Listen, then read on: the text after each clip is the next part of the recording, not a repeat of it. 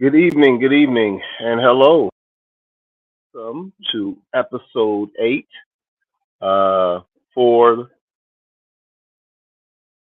Chicago Clubhouse. podcast Midweek Bears Report. I'm one of your three co-hosts, Dia Muhammad, also known as Coach Chef. Welcome, and thank you for joining us. Don't forget to hit the like and subscribe. If you're tuning in, then hit that like. And this is your first time, welcome, thank you again. Um, we're gonna have a pretty good show today. With all the blessings. We have a we're going to have a guest come on with us. Um, we'll introduce him a little later, but stay tuned. It'll be pretty early in the show. Um, and we usually do a cold open, but we did, but that's okay. We're just going to fire away. But without further ado, I do want to put forth our sponsor today, and our sponsor pretty much every show, and also our network sponsor, which is Moore's Beer. Uh, are we gonna run a promo for that, Mr. Producer? No, yeah, it's okay. If we do, it'll come on. If not, I do want to say for those who don't know, Moore's Beer is a all black owned brewery out of Chicago, Illinois. For those who can't find Moore's Beer at your local shop or store or liquor store, wherever you go, they do have over 350 locations where you can find it. You can go to the website, which I did today, because I was just like, we got to get people like Frank the Tank, some beer. Frank, you live in the suburbs, bro. Like, just, you can literally go to the website, mooresbeer.com. You can go to locations, and they have all the locations where Moore's Beer is, where you can purchase it. It's a huge sponsor for us, and it's a Chicago-owned business, a black-owned business, which we're so promotive with here on Chicago Clubhouse Network. Uh, and yeah, let's go ahead and hit that promo. There was a time when high standards prevailed, when excellent craftsmanship was displayed and treated with the utmost importance. Acquire the crisp, refreshing taste of Moore's Beer. Moore's Beer. Raise your standards.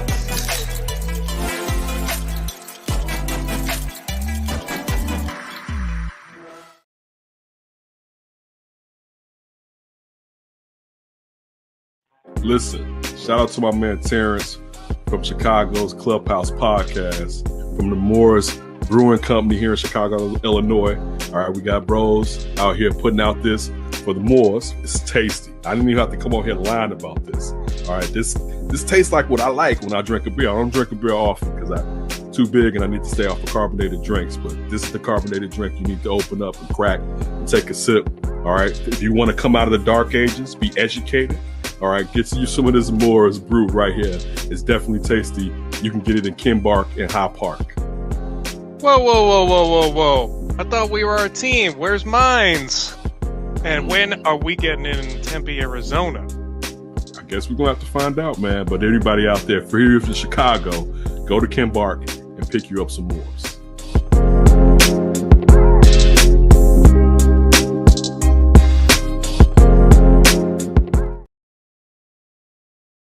Yes, please go pick up your 4-pack of the various brands. I did a little research because I've had some, but it's been a while.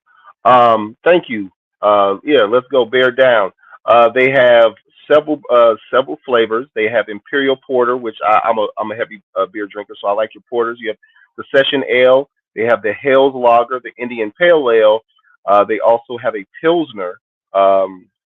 And they also have one I haven't seen in stores, but debuted last year in November this time. It was called the Stroll's Unforgettable Brown Ale, and it had a picture of Unforgettable, not King Cole on it. So, yes, go to the website, mooresbeer.com, check it out. Support. I just subscribe to their chain and do that if you're a beer drinker.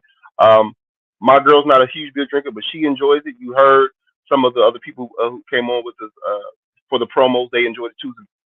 Very flavorful beer, and they are a sponsor, of course. So, without also further ado, I'm going to go ahead and bring on one of our other co-hosts to the show. That should be Sugar and Vodka. No, not yet. She's out here. Okay. So, She not here. Oh, I was gonna keep it moving. I was gonna keep it moving. Well, when she gets here, she will be here, and we'll put her on with the show. Let's bring on our other co-host of our beautiful trifecta, our wonderful trifecta, my man Amp. Hey man, hey, you got to keep it rolling, dog. I didn't know. We have to, bro. If it didn't hit, we got to keep it rolling. Well, how you doing, young? How you doing, young brother? Yeah, you caught me laughing, man. Yeah. We got to keep it going. That's for fact. Hey, how you doing, Coach Chef? I'm all right, man. I don't know today. Oh man, I don't know. I got to do better with Thursdays, man. I have to do better personally with the boys and the show and getting set up. I don't know. I beat myself up the first 30 minutes of the show just because I always believe I can do better. I'm very hard on myself, but I'm all right. My health is good. My family's good. Just the logistics. Bear down. Thank you. Hey, I know all about it, bro. Been there, done that. You be all right though. You be all right. I tried to put my glasses on today and I forgot. My youngest son, or maybe my oldest son, he almost tore those up. My youngest son tore up my other pair of glasses. This parenting shit is for the birds sometimes. Not all the time. I love my boys. Have pride in my family. Okay, let's keep it moving. So, Mr. Producer, whenever Sugar and Vodka, whenever she gets here, just put her right on. Obviously, she's the third person of our beautiful trifecta, and there she goes. There she goes. It's like I got magic dust in my head, man. Bring a little bit. How you doing, young lady? I'm doing good. Ooh, Hey, Sugar and Vodka, how you doing, baby? I'm doing good. All right. How was your week? It was good. That's what's up. Crazy busy. Okay. Oh, yes. Good. That's another thing that's for the birds, adulting. Yeah, that damn job thing gets in the way. Well, thank you for being a part of the show this week, obviously. And since you're here, I don't have to do it because stop me from talking so much. Go ahead and hit us with those wonderful Chicago Clubhouse Network show promos, please. And of course, first and foremost, join and subscribe on YouTube to Chicago Clubhouse Network. And Monday night, 6 p.m. Central Standard Time, we have CCP Fantasy, hosted by the Crooked Commish. And sorry, I have a little bit of an allergy cough. It's very annoying. But anywho, I digress.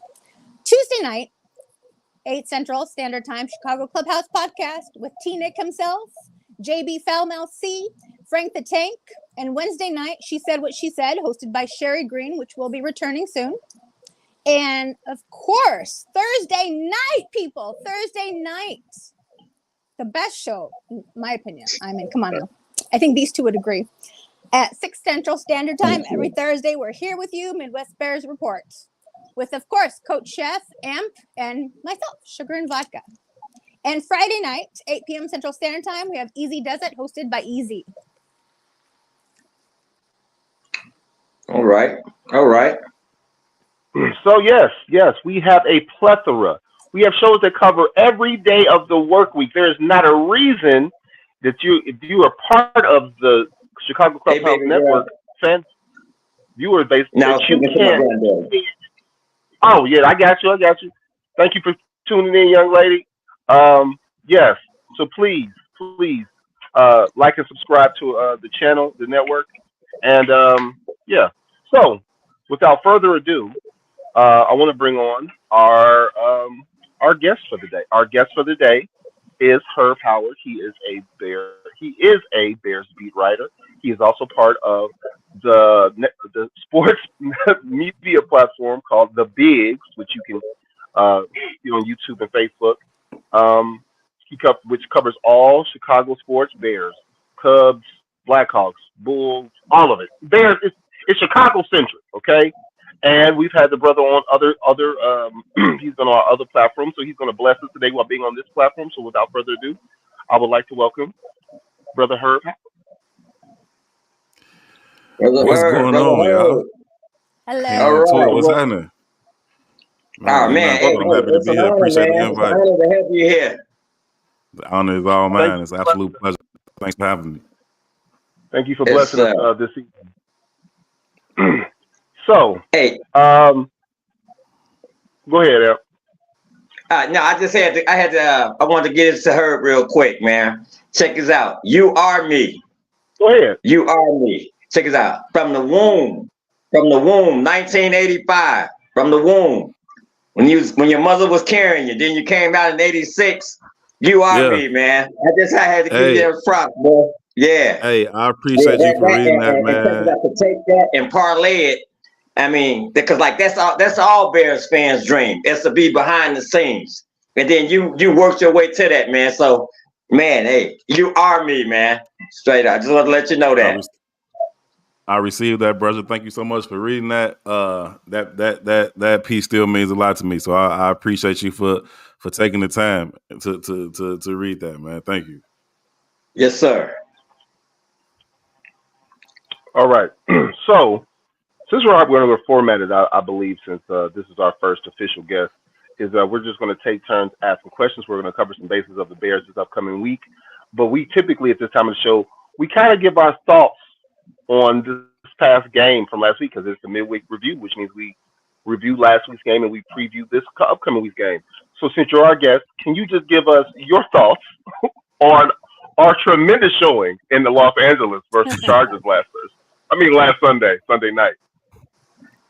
Yeah, I think that the Bears continue to be who they are, right? I think that we've seen them, play a couple of good games where we kind of thought maybe they turned things around. They kind of could get on the roll and they can continue to play good defense and ball control offense, even having their backup quarterback, the undrafted rookie out of D2 Shepherd. I think Tyson Bagent did some really nice things against the Raiders, just in terms of not turning the ball over, taking what they gave him.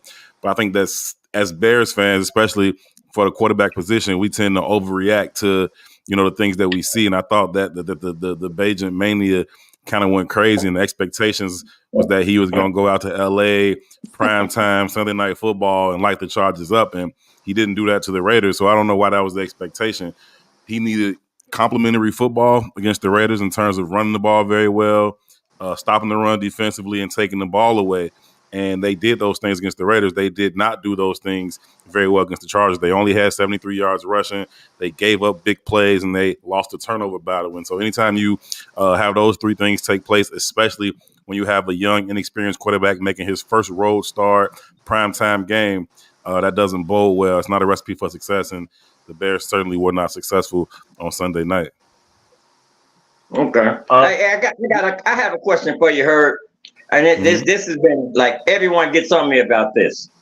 Tell me about that locker room, man, after the game. What was that locker room like? Everyone gets on me because I said, me personally, I think that Eberflus is losing the team.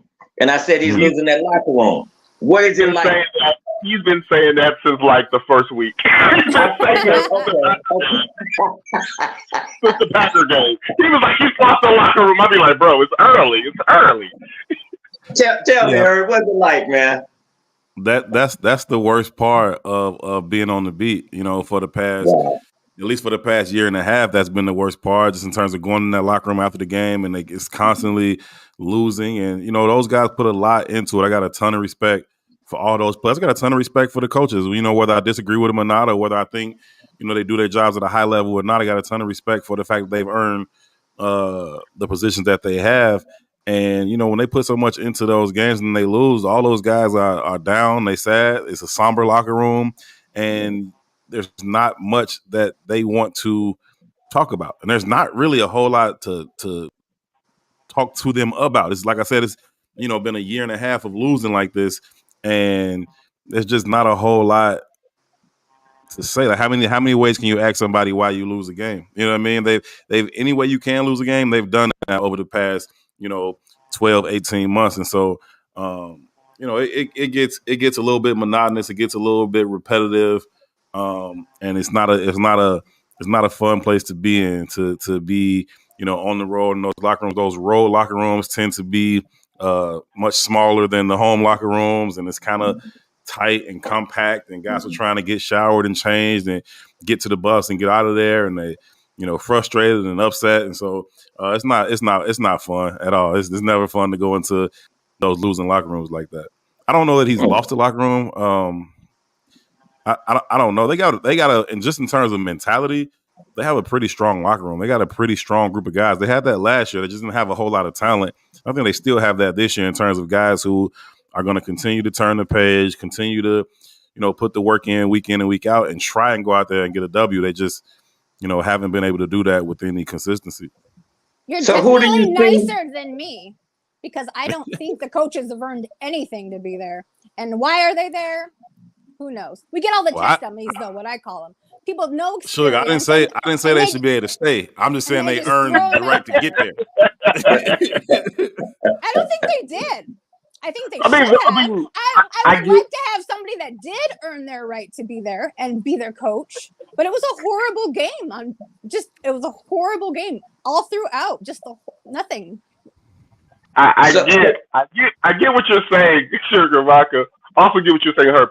All of the coaches on the coach staff, no matter how they've done this year, they've all, been in this career trajectory essentially all of their adult lives. So by definition, they've earned it because they've worked the gamut from college or pros and all the different levels. So yes, I believe they've earned it, but they haven't, I guess more or less, not that they've earned it. They haven't earned the fans' vote of confidence because of said results the past a season and 7 games. So that's where I think how we see it. The worst coach with the worst history in 100 years. Come on now. No. I wasn't allowed. It can't be. What's my man who coached in the 70s? The dude with the beer gut in the 70s who had Bobby Douglas as the quarterback. What? He was a horrible. No, I said in the 70s. The 70s, man. The 70s. Oh. Man. Like 70s. And so many bad ones, man. Exactly. I never thought we would do worse than Nagy. I never thought in my wildest of nightmares, I never thought we could do worse, but yet here we are. Yes. So let's get to some Bears updated stuff. Let's have Herb hit us with his thoughts on these particular things. We'll just roll them down, and then we'll all kind of hit a note on it. So we had the Montez Sweat trade for a second-round pick this week at the trading deadline. We had David Walker, Bears running back coach, fired for behavioral misconduct in the workplace. And this was an HR thing. So, yes, it's an organizational thing. But when HR takes the lead, then it is what it is for those who have worked in a place with HR. We have the Jalen Johnson contract issues as far as his extension, as far as him requesting a trade because they couldn't come to an agreement at the time. I just dropped my notes. What else? Andrew Billings has signed a 2-year extension. He's getting the playing time he deserves and stopping the run because the Bears are doing much better versus the run since Eberflus has taken over. I know I just railed off literally like 4 things to you, Herb, but can you start with the trade and what you thought of it? Yeah, I thought, the Bears obviously need help at pass rush. They need an edge rusher that can create some pressure on the quarterback. They haven't been able to do that with their front 4. They've been able to do it a little bit lately, but only by dialing up some additional pressure, bringing a 5th, bringing a 6th.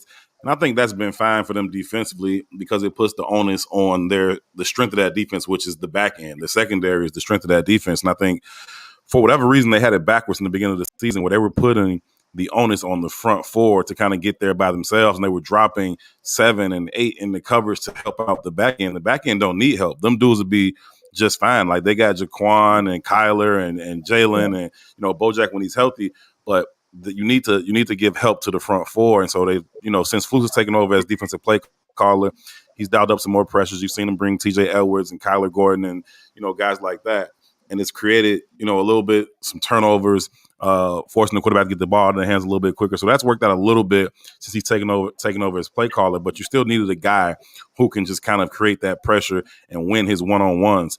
And they haven't been able to do that. Now, the issue is not – I like Montez Sweat. I don't have a problem with the trade or bringing him over. You do have to understand that's going to be a very high second-round pick. You're talking about, somewhere between 33 and 35, maybe 36, 37 if they can turn things around a little bit in the second half. So you're talking about giving up a really valuable pick for him. But I do like the player. Saw him out at practice today. He's really, really big. Even standing next to the other defensive lineman that they have, he kind of stands out like, damn, dude is big. But that being said, my only concern is that he played on a defensive line with some really good players next to him. When you talk about Young and Payne and Allen, all three of those dudes are Pro Bowl caliber players, and so is he. But when you play alongside three other Pro Bowl caliber players, it's hard to just focus on him. The Bears don't have anybody as good as any of those three dudes. And so now he comes over and the focus is immediately on him. The Bears put out a highlight tape. If you go to like the Bears website or go to the Bears YouTube page or whatever, they put out a highlight tape from Montez Sweat. And you watch the highlight tape, even without digging too deep into, his tape in terms of all 22 and all of that. But just the highlight tape they put out, he's one-on-one on all these plays. All of these plays because the question is, though, will he sign the extension not having the other star players around him? That's what the focus is on. I like him as a player, but that's the big thing. Did we just give up a second round pick for nothing? Because we don't really need him this season. This season's kind of a wash. We're not a contender. They can have him next year if they want him. You know what I mean? They can tag him.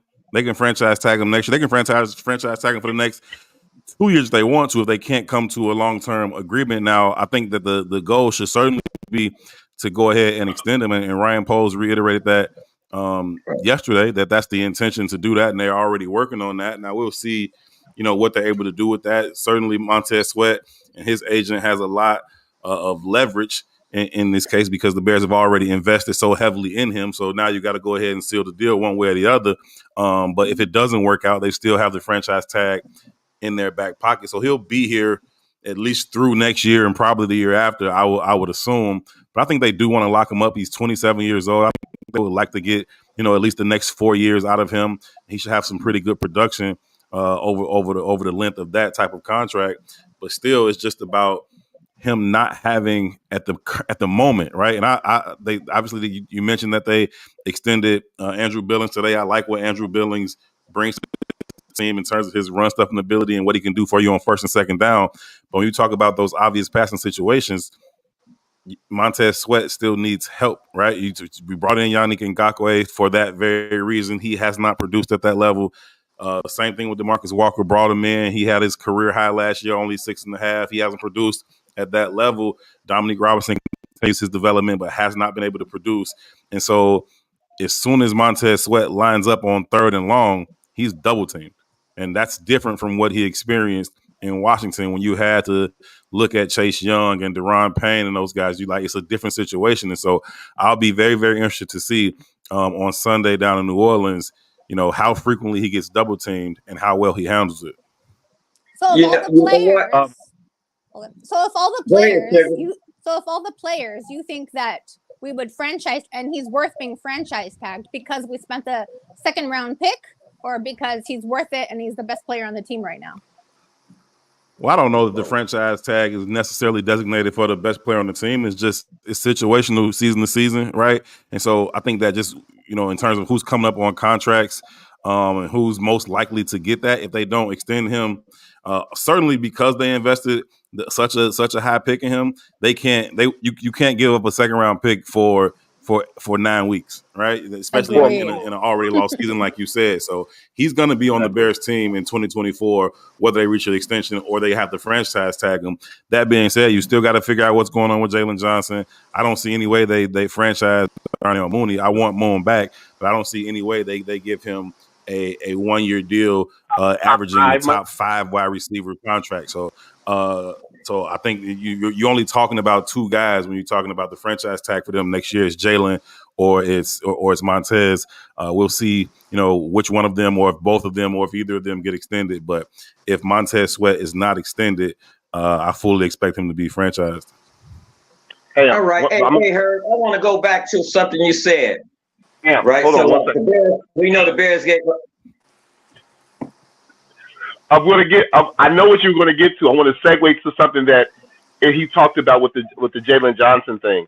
I want to just quickly interject with that. Go ahead. Obviously, also the two people will be Jalen Johnson or Montez Sweat. Now, our beloved Amp does not want us to resign Jalen Johnson. Now, before Right. I know your question is about. I want to That segue it. wasn't going to be the question, but go ahead. Okay. Go ahead. That No, wasn't going to be the question. Go ahead. I'll let you have two, but I just wanted to cover just a quick note. I took some notes for you and for her coming on the show. That way, you could ask me that question that you already had, plus the Jalen, your concern, because you don't want to sign because of the injury thing. So, at the top 10 corners who have contracts this year, the top three corners average about 20 million. They average 20 million per year. Cornerbacks 4 through 6 average 19 million. The eighth corner is Tremaine White from Buffalo. I think is 17.25 million. And then I personally think the sweet spot is between him signing a deal that I think that Poles would be okay, kind of in that slot between the 9th and 12th guy. But I know the 9th guy, the C.J. Jackson, his per year contract is 16.5. So I think that's the sweet spot for Jalen because he doesn't produce the turnovers and he does have some injury concerns. But with the injury concerns, I think the most games he's ever missed was 6 last year. He missed 3 the year before that. And I think he missed 2 the year before that, his rookie year. So I just want to put that out there because I know Amp has been saying it for weeks that we shouldn't re-sign him because of those issues. I think we should because he's clearly the best corner by all schematics of all. If you PFF or just random coaches watching tape, everyone in the league knows that he's clearly one of the top corners, the top 15% of the corners in the NFL. 14 to 16. I hope you're saying, he's ranked there. You want him to be paid. He's not going to accept 14 to 16 money. So, Am, go ahead with your question, and then I want you to kind of tell Herb your belief on the contract situation, and I want to hear Herb's response. What you said, first of all, Herb, what he said is true. I don't believe we should re-sign him. All right, that's just me. But what I was going back to was that second round pick for Sweat, right? And we all know, like, first of all, I think that we got him knowing, like, this is just a cornerstone. He's just a cornerstone of something to come. You know what I'm saying? Of more to come. We know he's going to be double teamed. We know he can, especially right now. There's nobody else out there to help him. But my point is, being a second round pick, it's a hit or miss anyway, baby. It's a hit or miss anyway. Claypool. That was a high pick. That was a high second round pick for a miss. You know, and it's just like drafting. You got a second round pick and you draft and you think, like, you know what? I got the best offensive lineman. I got the best left tackle in the second round, and you know he's gonna come out and he's gonna ball out, and then he turns out to be what was the cat name, man, back in the day with the steroids? Tony Manrich. Yeah. He turns out to be Tony Manrich, and with the second round pick or so. You know, even though Tony Manrich was a first round pick. So all I'm saying, Herb, is like it's a hit or miss anyway. It's a hit or miss anyway, but I like it. I like the fact that they went out and got him because those two big boys, those two big tackles in the middle. You know what I'm saying? I see them gelling, and now they need those DNs. And what is his name? Nowick. You know, what a waste. Now that's a waste. That was a waste. So I see the Bears just having Sweat as the building block. As a cornerstone, I should say. You know what I mean? So, you know, was this a bust? Was he a bust? It's a second round pick, man. And I know it's a high second round pick. Don't get me wrong, man. We're watching this game and this team all my life. I know it's a high pick, but I like it. I like the move, man. And yeah, of course he's gonna get double teamed. Who else is out there, man? Who else is out there? So I don't disagree with nothing you're saying. I'm not really tripping off the pick. I'm not, like I said, I'm not mad at the trade. I'm just I'll be very curious to see how he deals with being the guy. He hasn't been that, and he also hasn't produced a double-digit sack season, even while not being the guy. And so I don't know that those numbers go up as he gets more attention. Somebody in the comments mentioned won't that free up Yannick? Yannick ain't getting a whole lot of attention right now. It's not like they double teaming Yannick every play right now. They're not winning their one-on-ones. Now that I say Montez Sweat has done. He's taken advantage of the fact that he has been single blocked a lot in Washington. He gets home and he plays hard and he's big and he's physical and he's very stout against the run too. He's not a one-trick pony. He plays the run well, so he fits in well. I'm not his game isn't my concern so much as this is about to change for him. Everything is about to change for him in terms of how offensive coordinators are going to scheme for him, right? Everybody schemes for Deron Payne. They scheme for Chase Young. Then they're like, oh, yeah, and they got Montez Sweat too. Now it's like the Bears got Montez Sweat. Double team him, leave a tight end, chip him, leave it back in for help, all those types of things. Now, should that free up Yannick on the other side? Should that open up things for Justin Jones and the kids in the middle?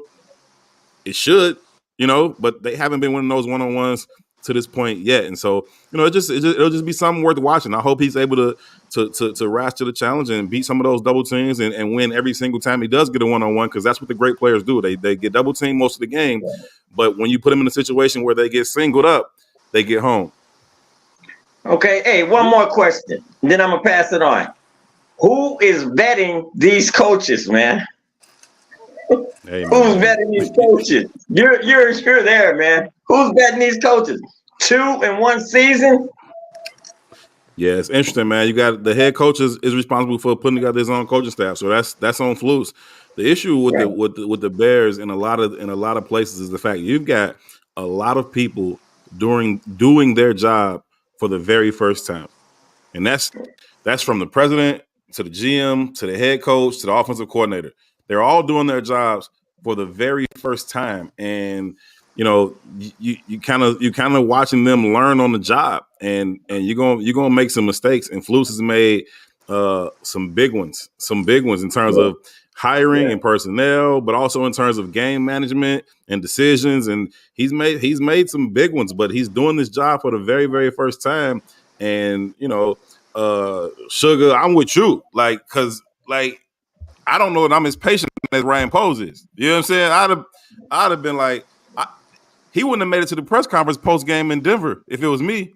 I don't know who the fuck he thought he was not to take that field goal. You ain't won a game in a year. You kick the field goal and you take the lead with under 3 minutes in the game.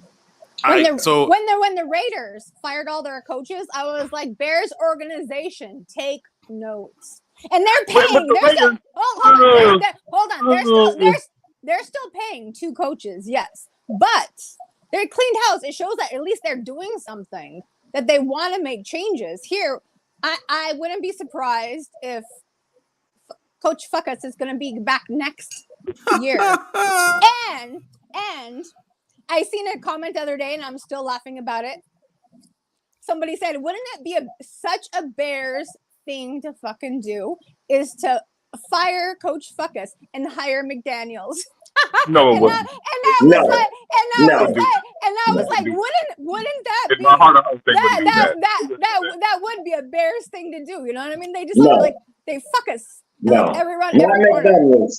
No, they're not going to hire McDaniels. No, they won't do that. Well, I will say in relation to the Raiders, for being following the NFL as a fan for 30 years, I would say that they've never had a consistency of organizational. They've always had turmoil organizationally with head coaches. I'm surprised they fired the GM, but the GM did make the trade for Devontae Adams, I would say. But then again, you trusted the coach to get rid of the quarterback, who you could say what you want about Derek Carr being a mid-tier quarterback. He still was producing much better than Jimmy Garoppolo ever did. And then you entrusted McDaniels to make that executive decision for his quarterback, just not to get away from the Bears. But I just think that I don't want to follow. We have enough issues as Bears organization, as fans, seeing our organization. I definitely don't want to follow any turmoil that the Raiders have had for the past 40 years. Not even 40. Since they got rid of Art Shell. I'll just say that. I mean, they did go to the Super Bowl, but really since Art Shell, their selection of head coaches has been very blah. Blah. We're well on our way. We're well on our way. So I mean, we should be the Browns. I'm just saying, I don't want to compare bottom feeding teams. I'm just saying that I would give our organization a little more credit than the Raiders, who have had the same mom and pop organization Al Davis' son who pays $1,000 for that haircut. So anyway. What's the difference, man? Come on, that's just crazy. But what's the difference? I'm sorry, for those who don't know, y'all should look up how much the younger Davis pays for that haircut. He ain't paying a dub 25. He pay a lot. I know he should pay me to give him that haircut. I could give him that same haircut and do just as good. I promise. Kurt, what's the difference? What's the difference between the Raiders organization and the Bears organization? You have ineptitude at the top. You have non-football minds besides the Raiders, because Al Davis groomed his son for this. It's just a mess. But as far as the Bears, anytime you have to hire a consultant to help you find a coach, you know what I'm saying? That's telling you right there that we have no football minds at the top. That we have to, and then here's the kicker: the consultant always goes back to like Ernie Corso, 90 years old. You know what I'm saying? Like that. I'm serious. I'm joking, but I'm serious because I'm a fan, man. You know what I'm saying? This is my team. This is my team, right? So what's the difference between the Raiders and the Bears, man? It's inept any way it goes. Yeah, I mean, and they've proven that. So I'm gonna ask you this, and then I'm gonna drop back. Herb, do you think that Eberflus is coming back this year? Has he done enough to deserve to come back? I'm asking you your opinion, Herb. Yeah, no, not at all. Of course not. You're talking about a coach that's 5-20. Again, we talked about the mistakes. We talked about the fact that your assistant coaches, keep doing whatever the hell they doing. Like, as bad as y'all are, I wouldn't think y'all had enough time to be misbehaving. Like, y'all should be in the film room nonstop. You know what I mean? So, absolutely not. There's no way you can say he's done enough to warrant him coming back. Now, Ryan Poles came out yesterday and reiterated his support for Matt Eberflus and talked about how he likes his daily approach and how he speaks to the team and how he's, a grown man who's led them through some tough times and yada yada. I mean, if that's how you feel, Ryan, you feel me? But I certainly don't feel that way. And now, based on that, I'm sure they're going to give him the next 9 weeks at least to see how that goes. And if he turns it around, maybe they win, 6 out of 9 or even 5 out of 9. Then that may be enough for Ryan Poles to say, all right, we're going to give him another swing at this. But right now, today, hell no. No. There you go. Okay. I appreciate your honesty, Herb, because I'm thinking the same thing. I don't work for the Bears, man. I don't work for the Bears. All my opinions are my true opinions, and sometimes, they more aligned with other people's, and sometimes it's a little bit more harsh on the Bears, and sometimes it's not as harsh. Either way, it's my honest opinion. Exactly. It's just like you said. It's just like you said, Herb. You are me. You are me. You're Coach Chef. You are Sugar and Vodka. You're us. And I appreciate that, man. I just had to let you know that again. I appreciate that. When I read that, I'm sort of like, I'm like, okay, so he is a fan first. Even though you're a beat reporter, which is the ultimate way longer than I've been a beat reporter, man. Way longer. It's also rare. Most beat reporters, to my knowledge, I'm not in your field, but I've lived in a few different states. Seeing beat reporters. A lot of beat reporters don't typically are not fans of the team prior. Typically, you have beat reporters who are from different places after they get their degree in journalism and whatnot. Yeah. It's very rare to have people who have grown up in the city to become a part of the organization. Not like you are part of the organization, but I mean be a part of being a journalist on the beat, is what I was trying to say. No, 100% correct. Yeah. I do want to do something that we typically do. Then I want to hit a couple comments or questions that some of our viewers have for you. 2 or 3 before I know. I'm not sure about your time. We typically do review grades from the previous week. How do you think the offense performed? Scale between A and whatever letter you pick. Sometimes Sugar and Vodka likes to pick Z. But I would like to get your personal grades. You being on front line, seeing the game every day, but especially this past Sunday night. I want to get your grade for the offense as a whole, first and second half, a cumulative grade, defense, and then the coaching staff as a whole, your cumulative grade. So your offensive cumulative grade, your defensive cumulative grade, and then the coaching staff cumulative grade. Yeah, I think offensively, it's hard to give them anything more than a D minus, right? Like they scored, so I guess I won't give them an F. But it's hard to give them more than a D minus. I mean, they came out in their opening drive. They should have scored on the first.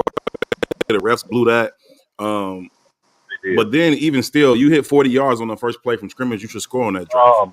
You know what I mean? That's a drive you should score on. And then to shoot yourself in the foot, you know, in terms of execution and everything, just not going forward. That's terrible, and that sets the tone for the rest of the game. That jet sweep that they ran to Trent Taylor, and you left Larry Borum 1-on-1 with Khalil Mack. That's crazy. Like that makes. I asked Coach Getsy about that today. Like, yo, what was that? Like, what was the point? What was his answer? How did he respond to that? What was his answer? I asked him because Coach Getsy will come to his weekly presser and he'll run you through a particular play if you ask him about it and say, well, here's what was supposed to happen. Here's what actually happened. And this was the breakdown. Now, I don't always agree with what he's saying. It's like, what? That's still stupid. You know what I mean? But he will give you the whys if you want to go back to Matt Nagy, right? Today he said that because I was like, you run a jet sweep to Trent Taylor right at Khalil Mack, and he's 1-on-1 with Larry Borum, and he said, well, no, Larry's not supposed to be 1-on-1 with Khalil right there. He said there's a decision to be made, and we made the wrong decision, and we just didn't execute. Now he didn't go into details as much as he does sometimes. So he didn't say what the decision was. I don't know if he's talking about Trent Taylor trying to stay on the outside track when he probably should have stuck his foot and cut inside. I don't know if he's talking about I don't know if he's talking about Tyson kind of reading that thing and say, do I give it to Trent or do I pull it and throw it this way? I don't know what he meant in terms of the decision that's kind of built into that play. Either way, whatever decisions led to Larry Borum being single blocking Khalil as you run a jet sweep with Trent Taylor right at him was foolishness. And so that you had two other receivers who've been running that jet sweep. You know, whatever you think about Bayless, he's been successful running sweeps as well as the rookie Scott. But you use Trent Taylor. Tyler's right. You use Trent, who's essentially he's just here to make sure we don't have fumble punts. Unfortunately, I'm just here for fair catches. Like that's it. He's had several good returns, but putting him in that position, putting Larry Borum in, like, why not put a tight end? Shit, the game versus the Raiders, Cole Kmet didn't even run five freaking. He didn't even run five routes compared to what he ran this week. This week he had like 10. This past week he had 10 catches, but he didn't. He stayed in protect the previous week. So yeah, I would be the look I just gave you. Which should have. I don't know how you look. I'm pretty sure you keep a better poker face than I do talking to the coaches, because that bullshit look would have been like he wasn't supposed to be singled up, but he was. The execution, like either Trent not reading the block correctly doesn't matter if you left Larry Borum by himself against Khalil Mack on a jet sweep. So that was your offensive grade. So I would give the offensive output D. Defensive output F. It was bad. It was very, very bad. I mean, they gave up. Second half was better. They allowed, The second half did look better. Sure, but I mean, what difference do it make if you already gave up 30? You know what I mean? Like, they gave up. They let short plays turn into big plays. They missed tackles in the box, in the open field. I mean, there were times where Eberflus dialed up the absolute right call, and they just didn't execute. He dropped that DN right into the passing lane and hit him in both hands, and he dropped it. Like that's a game-changing play. That's a pick, and it's a design. It's a schemed pick. Like the coach schemed it up, called it at the perfect time, dropped you right into the spot, and you don't finish the play. As a coach, all I can do is call the play and put you in position. I can't make you make that play. You know what I mean? Exactly. And so between the missed tackles from TJ Edwards, when Eckler took his screen, the missed tackles, the drop picks, just all of it. It was bad. I mean, they did some decent things, but overall, Yeah, overall, that's you got to say they fit whatever the game plan was. They failed on that. So pretty much, they combined to a total of an F. Yeah, that's what he said. A D and an F would definitely get you a fail in GPA for sure. Obviously. Yeah, okay. And then your coaching staff as a whole, they're great. Yeah, I would give them a D as well. Listen, you can't separate the coaching from the players that much. Now, to the point, like I said, you can put them in position, and a couple of times they did, and they didn't make those plays. You got the drop pass in the end zone with Velus and Tyson underthrowing, and then Velus tripping and falling. Like, I mean, you schemed up a touchdown, so you give them some credit. You schemed up a touchdown there. You schemed up a pick on the other play. Both times your players weren't able to execute those types of things, and so you give them a little bit of credit for what they were trying to do. They schemed up a touchdown on the opening play of the game. The refs took that away, so you give them a little bit of credit for some of those things. But at the end of the day, it wasn't enough. Their inability to adjust on the fly and manage the game in a way that allows you to walk away victorious even when everything doesn't go your way. They didn't do that. And so I won't give the coaches an F because they did scheme up some things that should have worked, that good teams will turn into touchdowns and turnovers. But I can't give them more than a D either based on what the output was. Okay. So I'm not going to pass it to our coach because I'm not sure you're on limited time. I do want to ask you. I want to get. Are you allowed to make predictions as a beat writer? Can I ask you for your prediction for this weekend? Okay. So we play. We're in New Orleans. New Orleans. The Bears are in New Orleans this week. It's a noon start on CBS. Can I get your prediction for the score this week? Yeah, I hadn't got that deep into it yet. I generally do this on like Saturdays, but let me see. I will say, no, we good. I'll say, I'll go. Going to start this week, right? They haven't cleared. Tyson is starting. Justin is out again. I'll go 23-13 Saints. Okay. 23-13 Saints. Yeah. Okay. Hey, Mr. Producer, can you scale? Can we get 2 good reviews / comments that we would like her to answer or respond to before we? Thank you. From Crazy Ace TV, her. Do you think that everything going on off the field, I believe, that Fields has an effect on the field?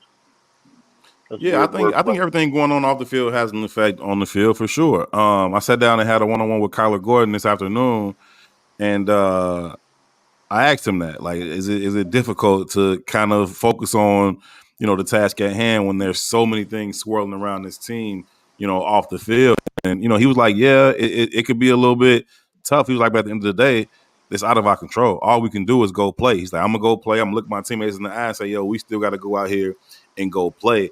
And he's right. I mean, what the hell are they going to do about coaching misconduct or, whatever the Bears got going on? Like, what can you do about that? You got, whether you talk about the disconnect between Justin and the coaching staff earlier or whatever it is, like, ain't nothing, the schedule ain't going to stop. You know what I mean? So you still got to prepare yourself and go out there and play.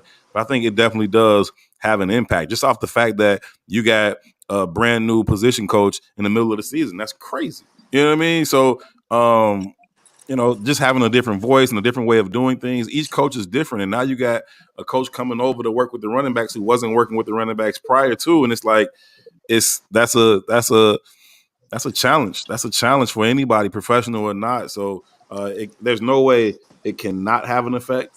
But they got to be professionals and find a way to still go do their job to the best of their ability.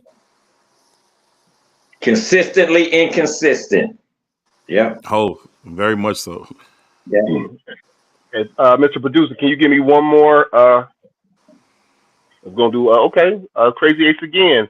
Who would you like to see on the D-line with Sweat and Ngakoue? So, I mean, if they're the two ends, I guess he's just asking you who would you like to see a tackle, but I can answer that. But I'm going to let you go ahead and answer that because I know the answer. One is Milling. Yeah, I think it'll be situational. You'll still see Justin Jones and Andrew Billings start the game in the middle of defense, and you'll still see those kids rotate in. Javon Dexter and Zach Pickens will still rotate in, and in passing situations, you'll see DeMarcus Walker continue to kick inside. And so, on those passing downs, where they used to bring in Dominique Robinson, they would kick DeMarcus Walker inside and leave in Justin Jones. I'll be interested to see if they still leave in Justin Jones or if they kick Dominique Robinson and DeMarcus Walker inside, or maybe Montez Sweat can go inside and rush from that place. I think you probably want to see him on the edge first. Right. So we'll see if they can dial up some type of NASCAR package like the Giants used to do back in the day when they had 19 pass rushers on those teams with JPP and OC and all those guys, Justin Tuck. But they'll definitely continue to start Justin Jones at the 3 tech and Billings, at nose. But other than that, it'll be a rotation. You'll continue to see the development from Javon and Zach, and you'll see DeMarcus kicked inside on obvious passing situations. That Justin Jones at that 3 tech, man, just not woo me, man. We need a true 3 technique D tackle, man. You know what I mean? If you're gonna run this defense, you need a difference maker. You need a dominant 3 tech. Like Flus has said, that's the engine of this defense. Everybody knows if you're gonna run this, Tampa 2 style defense, the 3 tech has to be dominant. It can't just be a dude in there. And Justin Jones is okay, but he's just a dude. He's not Tommy Harris. He damn sure ain't Warren Sapp. And so tractor trailer. That was a different defense. You know what I'm saying? That was a different defense. A real 3 technique D tackle, man. No, them dudes weren't 3 techs. Them dudes guys were 2 nose. Were massive. Them dudes used to just take the A gap, and they would just take the center guard, and say, y'all cannot get up to Urlacher no matter what. You put 700 pounds of beef in front of those 3 interior linemen and just take them up with Ted Washington and Keith Traylor. The same thing that the Ravens did on their Super Bowl defense when they had Sam Adams and Tony Saragusa. You just put 2 big-ass dudes in there, and they don't have to move. They don't got to get penetration. Just stand right here and hold both of them dudes up and let Ray Lewis flow and go do his thing, just like Urlacher was doing in those early teams. But once Lovey got here, right, because that was Dick Geron's defense. Once Lovey got here, he wanted to get more of a penetrating up the field defensive line, and that's when you saw Tommy Harris and Tank Johnson and Henry Melton playing that 3 tech to get up the field, and that was more of a penetrating style defense. But yeah, Justin Jones, he's fine, right? I don't have a big problem with Justin Jones, except he's not a game wrecker at that position, and you need one. So we agree, because I've been saying that since the beginning of the season. Herb, we agree. I agree with you. But at this point, I mean, even from my point of view, those young guys haven't had enough snaps to prove that they can take that mantle. It takes a lot in this scheme to be the 3 technique that's a game record. And I mean, to expect Justin Jones, although he had his best year as a Bear last year, and expect those 2 rookies to come in and be the guy, there was no chance we could see that. And I didn't, as a person who just observed it from the outside. I'm like, we just don't have that guy yet. And there wasn't any guys to sign from free agency that we could get who could do that job. And there aren't really, actually there was one guy, but we decided to pass on him. They could have had that guy. They could have had that guy. But I can see the pros and cons of drafting him with, although our locker room is strong, that guy seemed to be like his focus or his things off the field may have been an issue for the organization and what they're trying to establish. But here's my last question for you, Herb, because we've had a lot of injuries, especially in the secondary. And my thing was, yes, we don't have the pass rush, but I thought that a lot was put on those 2 safeties who don't have a lot of experience last week versus very good receiving core. My question is about the training staff or rehab staff. It's the training staff for the Bears. We've had a lot of injuries the past few years to very key starters. And I know it's football. I played football, high school and college. Injuries happen. But the consistency of injuries based on the players who are keys for our team and the recovery time has been something that sometimes I've seen it where if the training staff is not a very good training staff, those injuries and the comeback effect of those players are going to be mightily affected. Is that a thing that's been talked about within the organization? I know it was talked about with the old Washington team as far as they had players who had filed lawsuits against training staff because of their unprofessionalism. Is that a thing that has any rumors about training the rehab not going well, or they're not doing? I'm not saying they're not doing their best, but anything about the training staff that has to be concern within the organization as far as the players, the players. I think anytime you see, such a rash of injuries, you start to, explore every reason for why that may be taking place. I think Dre Tucker, I think he does a really good job just in terms of trying to stay on top of everything. But I think you're dealing with some guys who have these persisting injuries, right? So Bojack has that foot and one plant the wrong way, and you just never know. Like and when he's out there, he's playing fine. Then he plants and he just can't go for a few more weeks. Jaquan's got a concussion history, and he plays that reckless, abandoned style of football, which I love him for. I love Jaquan, but I asked him at the beginning of the season, like, are you gonna change the way you play because of this concussion history? And he was like, man, I only know how to play one way. And sometimes he plays such a reckless way. It's like, bro, you don't even have to make the hits that you're making. He coming into pals, just throwing his body around. It's like, man, with your concussion history, you probably don't need to do that. So I don't know that I would put that, on Dre, who's the head trainer. I don't know that I would put that on him and his staff so much as some of the stuff is bad luck. I mean, Tevin Jenkins, his injury history is well documented with his back. You got 17 starts out of Braxton last year, left tackle, as a 5th round pick from Southern Utah. He's got a neck this year. So I don't, Nate Davis had off the field stuff and on the field stuff. I don't know that these major injuries have been things that, are due to negligence of the training staff so much as Jaquan's susceptible to concussions and Bojack's foot might give out at any moment. And I love both of those dudes, but I don't know if those are things that I would necessarily put on Dre and his staff. Hey, check this out, Herb. Why is our right tackle, our starting right tackle, who has a shoulder and a toe, still out there, man? Can somebody tell me? Can you answer that for me? Yeah, I asked him in LA after the game, like, in terms of, his how he keeps going out there and keeps, answering the bell. And he's like, I'm offensive lineman, man. He's like, because I was asking him, like, do you feel like you got something to prove? Because you the number 10 pick and the 1st round pick, or is it just your nature? He's like, man, I'm an offensive lineman. I'm tough. If I can go, I'm gonna go. And it's not like he hasn't been playing well, and it's also not like they got somebody behind him that's better. And so I think it's a good sign that he's dealing with the shoulder, and he's dealing with the foot, and he's walking around that facility, and you can see he's dealing with a shoulder and a foot. He's got a sling on, he's wrapped up, and he's kind of like limping around. But he answered that bell on Sundays, and I think that's good. I mean, you listen.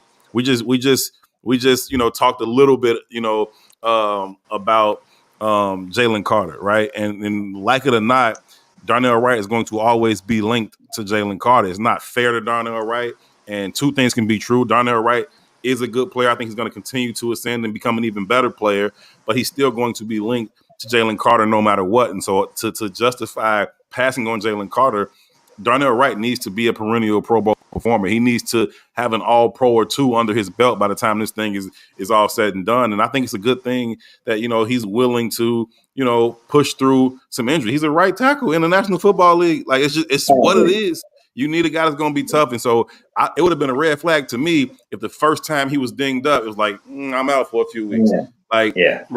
So, if he's a receiver or a corner or something, all right, he's your right tackle, and I like that he's answered the bell even while he's certainly banged up. You watch the film, it's some plays, not necessarily in this Chargers game, but going back to that Raiders game where he's out there just kind of one arming, but still holding it down. So I'm impressed by the kid. I'm impressed by his toughness and his athleticism. Yeah, because Okay. Boza said after the game, he's like, I beat him off the ball 3 times, but guess what? He was right there because his footwork is so good. So like, I am a right fan.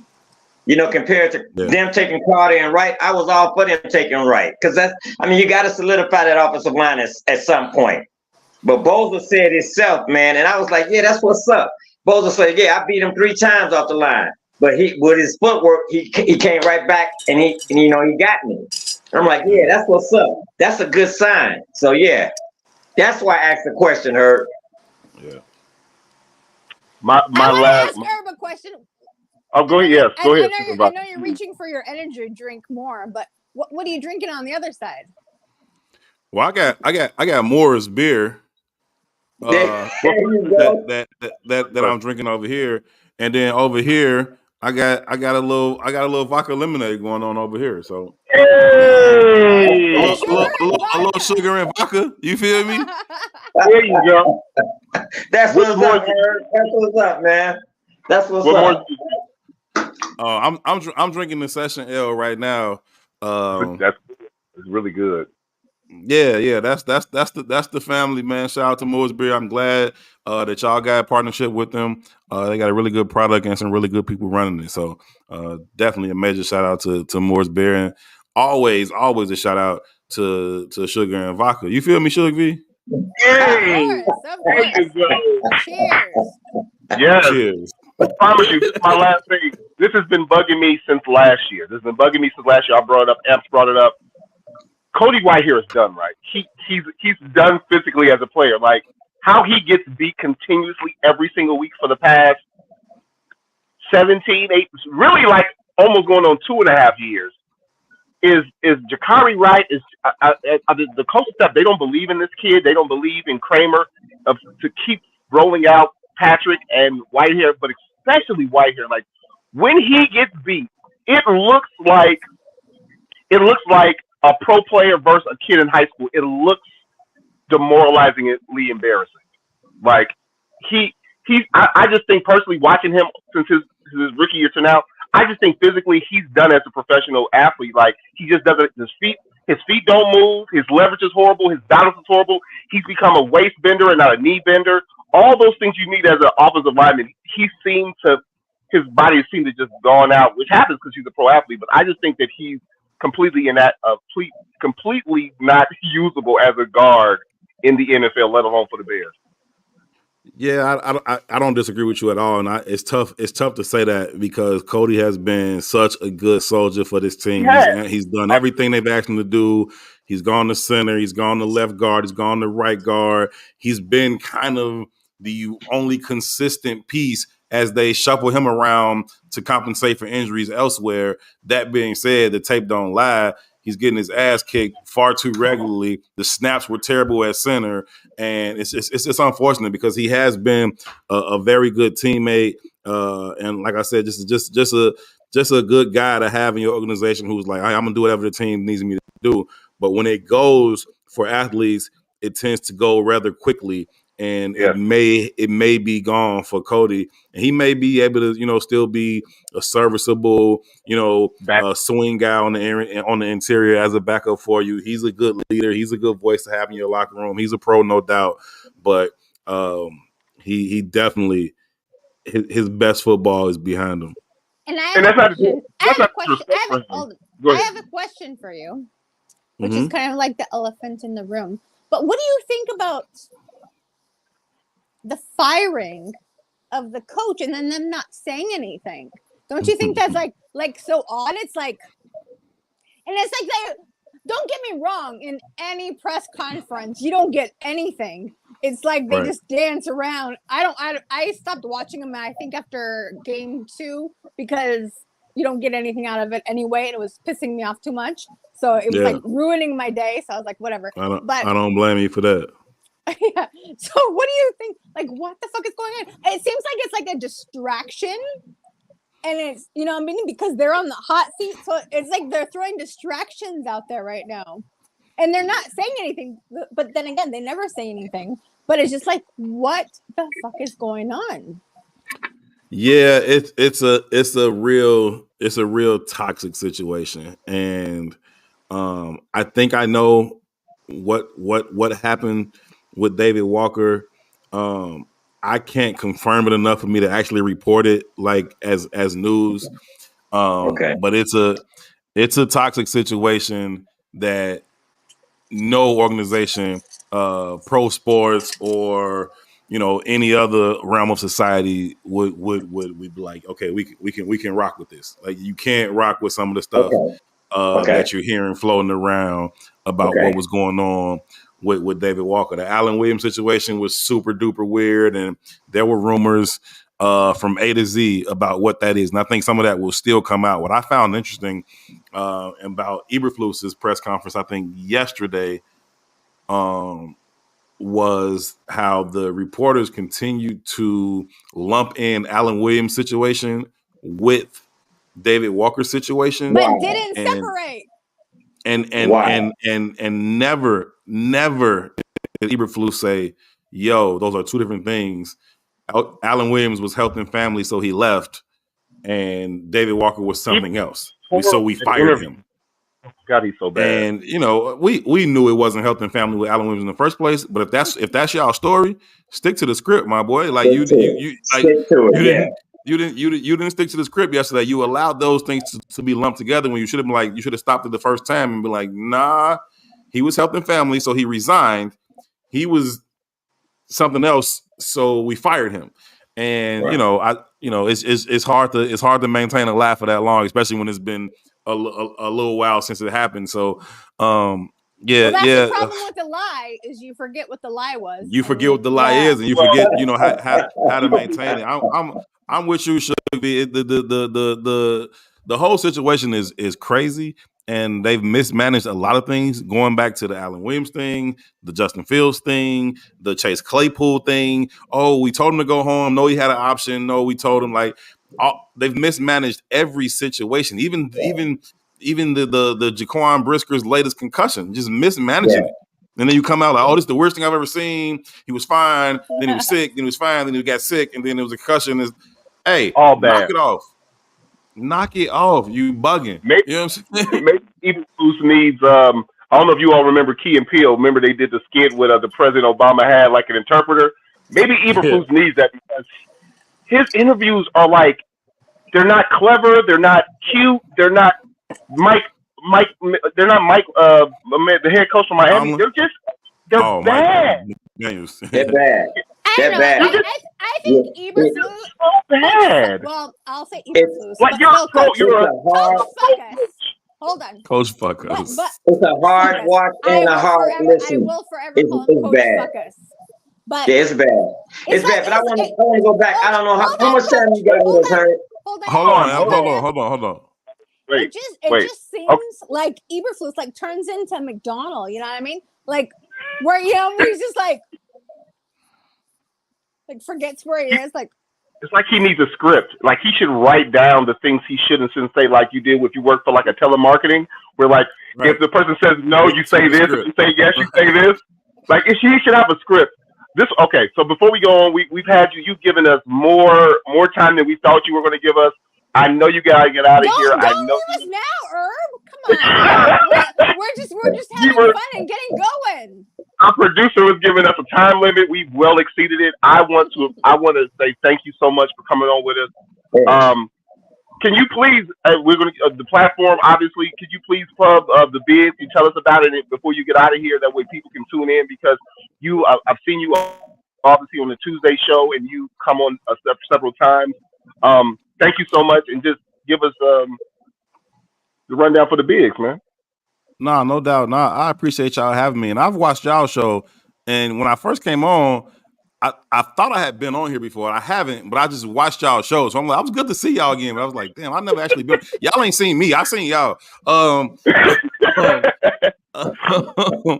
But no, man, you could definitely follow me on Twitter at HerbHoward411. You can follow my work at It's the Bigs on Twitter. You can go to the Bigs Media YouTube page. You can find all of my one-on-one sit-downs. I told you I just did one with Kyler Gordon today, but we got one that we did week 1 with Justin Fields. Week 2, I think, was Darnell Mooney. Jalen Johnson week 3. I think Cole Kmet week 4, and DJ Moore week 5. And then we just did Kyler Gordon this week. So you can find all of those one-on-one sit-downs, really dope information, some kind of off-the-field stuff to just kind of getting to know the guys a little bit, some fun interviews that I did with them. And all of those are available on the Biggs Media YouTube page. You can find all those videos there, man. But I truly, truly appreciate y'all for having me. It's fun. I mean, if y'all hanging out, I'm hanging out. I still got a little bit of Moore's beer left in my can, so I can hang out for a little while. I got the game recorded. I started from the beginning. Thank you. I was just saying to my producer that. What do you think about St. Brown, man? This receiver. What's the deal, man? Why are we doing this? Why are we doing this? Well, okay, be a little more clear when you say why are we doing this. Why are we doing what with him? Why is he here? Why is he on the team? Okay. I don't know if you were saying like why has he been inactive so frequently or what? Why was he in the game Sunday? That's why was he playing Sunday? Did you get insight? Did you get insight on that, man? Because we have a skit for him, right? With this network. Oh, Lord. And he fits it to a T, man. You're in the end zone. You fall down and the ball still falls in your lap, and you're a receiver. What are these? Well, you talking about Halas? Bayless. Yes, I'm talking about Bayless. What are these? Oh, you talking about Bayless? Okay. Bayless is the new Mustafa. Mustafa starting for the Ravens. So yeah, Mustafa doing his thing out in Baltimore. Bayless has unique speed, and when a player has unique traits, it's up to the coaches to find the best way to use those traits. The man is not a good route runner. The man doesn't have great hands. So you want him to run routes and catch deep balls. Okay, fine. Can he beat that corner down the field with straight speed? Sure he can. Is he going to catch that ball? 50-50. I'm talking about by himself 50-50. So he said by himself he's 50-50. Yeah, but he does have a trait that you can't teach, and that's speed. So as a coach, you have to find ways to accentuate what your players do best. Get that man the ball in space and let him run. Yeah. 2 weeks ago, maybe 3 weeks ago, maybe going into that Minnesota game, I asked him coming into that game because they were depleted at running back, and I went up to him that Wednesday before that game, and I was like, can you play in the backfield? Like, can you take snaps out of the backfield at running back? And he kind of looked at me and he was like, yeah, I could do it, if they want me to. And I was like, then that's probably what should be going on now. I found out he was playing coy with me because that was something they had been working on that week already. And so sure enough, early in that game, they come out, put him in the backfield, toss it to him. They toss to him later. He had a big play on the sideline. He's fine with the ball in his hands. You just got to put the ball in his hands quickly, right? So you let him catch a kick. He's dangerous. You let him get an end around. He's dangerous. You put him in the backfield. He's dangerous. You want him to run routes and catch deep balls. That's not what he does. That's not what Cordell Patterson does. That don't mean he's not a weapon. That don't mean you can't use him. That's on you to find out how to use whatever your player does well. That's on you. You can't, it's not that he can't play. It's not that he's useless. He's not useless. You don't know how to use him, and that's your fault. And so I don't think he needs to be cut. You don't? I disagree. I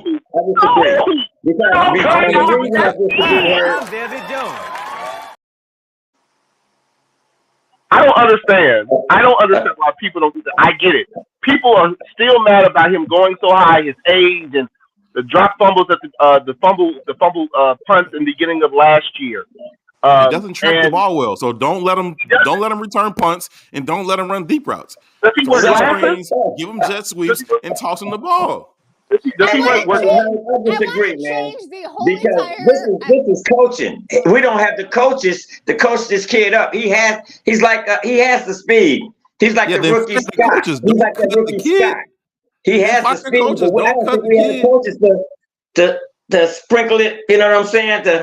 To give it to him, man. We just don't. If you have football coaches who can't figure out how to use 4.2 speed on a thick kid who can break tackles, he's not like Tyler Scott. Tyler Scott's also got that low 4.3 speed, but Tyler Scott is this big, right? Yeah. Velus is thick. Velus is hard to tackle. If you can't use a kid with low 4.3 speed and he's thick like that, that's on you. Don't cut that kid because you don't know what to do with him. He's thick.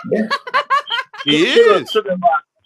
He's a solidly built kid. You can tell he's not a thin. He's not thin like Tyler's. Like Scott. He's very solid. His thighs, his shoulders, like Velus is put together, and he runs that way. Don't say he can't play because you don't know how to use him. You keep asking him to do stuff that he don't need. He shouldn't be doing. I said coaches, we have the wrong coaching staff for him. They can't coach him, man. That's get rid of them, not the kid. Get rid of them, not the kid. But what you got? Yeah, before we lose you, and I hope you stay with us for the whole time because that would be great. But I want to ask you. So, what do you think about like this crazy, and I think just brought on by the fans, QB controversy between Fields and Bagent, and Bagent's like our savior, and they should get rid of Fields today, and it's just like ridiculous. And I want to get your thoughts on it. He kind of addressed that earlier though. I mean, I'll let you redo it again, but I think you kind of did it without us asking about it. You talked about Badgers, putting him in a bad spot, being up because with him we're not a team built to come back. But you can elaborate if you could elaborate. Yeah, on it. I think people just got enamored with him, and I think that you talk about. What you think? I want you to like give like the fans' view of what they're doing right now, like pitting them together. And it's so separated right now, and it's crazy. It's foolishness, and then I think it's hard to remove the race component from it, especially in a city like Chicago that's so racially divided and separated and segregated. That becomes a factor in the situation too. But I think when you just talk about what's happening on the field, I think that the kid Tyson can be a serviceable backup. He could even be a decent starter, but only for a good team, right? So we talk about the comparisons to Brock Purdy. I don't think those comparisons are, far-fetched or off base, but Brock Purdy plays for a really good team. And so Brock Purdy can turn around and he can hand the ball to McCaffrey, or he can throw the ball to Debo or Ayuk or Greg Kittle. He's got a defense that's going to limit the points. So if all Brock Purdy has to do, and I'm not trying to knock Brock Purdy because he does his job very, very well, but he's get back there, get the ball out on time, be accurate, be consistent. Cool, no problem. I don't think anybody would trade, Justin Herbert for Brock Purdy or Lamar Jackson for Brock Purdy. There's a list of quarterbacks that people would rather have than Brock Purdy, but you can win with him if you have a great team around him. I think the same thing about Tyson Bagent. I think that if Brock Purdy played for the Bears, he looked very similar to the way Tyson looked. And I'm sorry to cut you off, but I'm asking about what you think about the entire fandom and this, and it's just like it's crazy to me. It's what they do in Chicago. It's what they do in Chicago. The backup quarterback is the most popular person on the team in Chicago because we've never seen consistent, play from the starting quarterback. So everybody likes the backup quarterback, whether it's Josh McCown or Moses Moreno. It don't matter. Like we want the next guy because this guy sucks, right? So that's always going to be the case in Chicago until somebody kind of grabs the starting quarterback position by the reins and solidifies it. Until then, the backup quarterback is always going to be popular in this town, and you're going to have, half the Bears fan base, willing to stick with the starter and half of them calling for the backup. And, which is crazy. It's absolutely crazy. And two things can be true. JF1. Me too. We would never have a quarterback controversy if we did what the Ravens did. If we just made all of Justin's backup quarterbacks black, we would never have any controversy. Wouldn't matter then. it wouldn't matter then. But I think that you just have to understand that two things can be true, right? Like Tyson Bagent can have some traits that you like, and Justin Fields could potentially be a franchise quarterback. People think it has to be one or the other. And so if I think Tyson Bagent gets the ball out quicker, or he's able to get through his reads and deliver the ball faster than Justin can, then he's got to be better than Justin, and Justin sucks. Like, hold on. No. That's not true. Crazy. And it's like, yeah. That math. Totally agree. Totally the math agree. the math ain't mathing at all. So it drives me crazy. It drives me crazy. That's why I wanted to ask. The fans gonna fan, they're gonna do what they're gonna do. And I am such a defender of JF1, and I think everybody knows I will attack on like what the fuck are you talking about? Suge V, do not let them people drive you crazy. They gonna do what they gonna do. Don't let them people drive you crazy. But they do, and it's just like, are you okay? Explain, and then they'll go off on a tangent, which makes no sense, and it's like, okay, because a wise man told me don't argue with fools. Yeah, well, at that point, I'm like, all right, keep the dream alive, bruh. Keep the dream alive. So and that's where I'll leave it at that point. Being on all these groups and just hearing Bears fans for, I'm 38, so for better part since I was maybe 10 years old, and everything is. It's a dichotomy of just being a fan in general. No matter what team you're a fan base of, it seems easy. So we criticize everybody. We criticize Bayless for dropping. He's a pro athlete. He doesn't drop passes. First of all, pro athletes, everyone at every level drops passes. Yes, you don't want them to drop the easy ones, but things happen. It's happened not just on the Bears. The coaches that make play calls. You can talk. You can talk all you want. You can talk all you want, Coach. Bayless is trash. Under this Bayless staff, he's trash. He has speed, but he's trash. Feel like there's calibers of players in the league. You have players who something we all relate to. You have a guy like Randy Moss who can wake up in his prime from the age of 16 to at least 36 years old. He could just wake up, doesn't do anything, doesn't stretch, and he can just be the best athlete on the field by far. Then you've got guys, I'm not saying that Randy didn't work, but then you've got guys that have to work. My man who just took over the head coach for the Raiders, Pierce. People always say that he was a hard worker and he wasn't the best athlete. Of course, if you're in the league, you're a great athlete. But there's calibers of that. And if you put the work in and the effort, your work ethic has to meet your athleticism and your preparedness to make you a better player. Then there's guys who are lower tier. The guys on the bottom of the roster, they're still better than 99% of us regular motherfuckers. They're not trash. You can't be trash if you're in the league.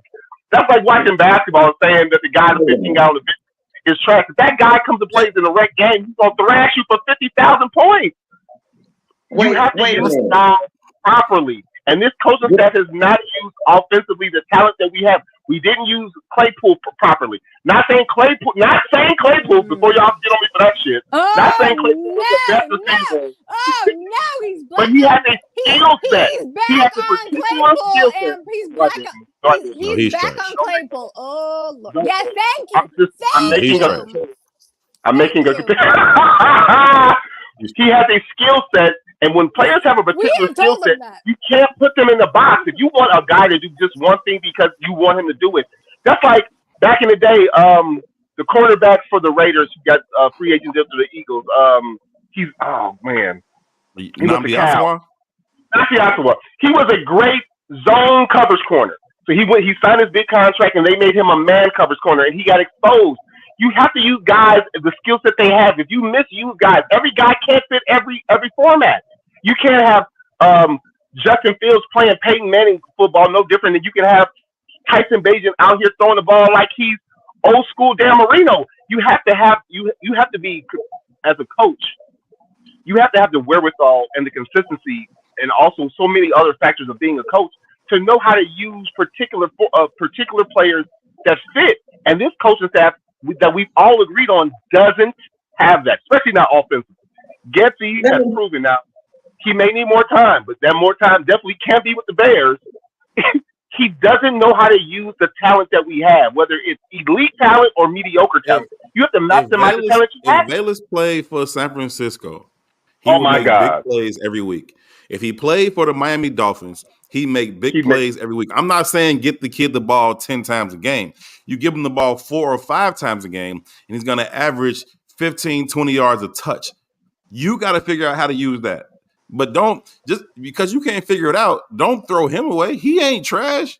Like, he's got a very unique skill set. He's not a crisp route runner, and he doesn't have great hands. We know that. No problem. Does that mean I can't use you at all? No. Like, that's I don't care what field we're in. You could be a lawyer. You might not be able to argue. You might not be able to put together a good closing argument. You might not have the charisma or the voice inflection or whatever, but you might be a great researcher. You might be a great investigator. Like, that don't mean I can't use you. I got to figure out how to use you. Now, if I run your ass out there and say, make the closing argument, and you make all the jurors go to sleep, that's my fucking fault. Thank you. You know what? Thank you so much. I need that so much, Herb. You bring up that's a good point. And again, that takes me back to my original statement. Like, we don't have the coaches for that kid, and I'm tired of seeing them fail. I'm tired. Get rid of the coaches. So what you're saying, let me get this right. Maybe I'm wrong. What you're saying, let's keep them, because I don't think Eberflus and company is going to be here next year. I don't. So that's just my opinion. From what I see, I don't think we're going to turn it around and win 6 games. I don't. All I know is you don't teach 4.2 speed on a kid that's 220. So you're saying keep them for the next staff. That's what you're saying, because these guys won't be around. I'm not saying that either. I don't think you say that either. What I'm saying is there's a way to use Velus Jones. I'm saying he's not trash. I'm saying he's not useless. Are they using him properly? No. But when they tried to, when the one time they did, he was productive. They tossed him the ball at the backfield. The man got 15, 20 yards on his first touch. Like, he's in the kick game, he can be explosive for you, right? In the screen game, he can work. You want to run him 50 yards down the field and hope he catch the ball, that's on you.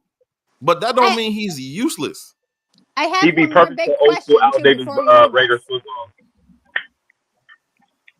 As long as this coaching staff is here, Herb.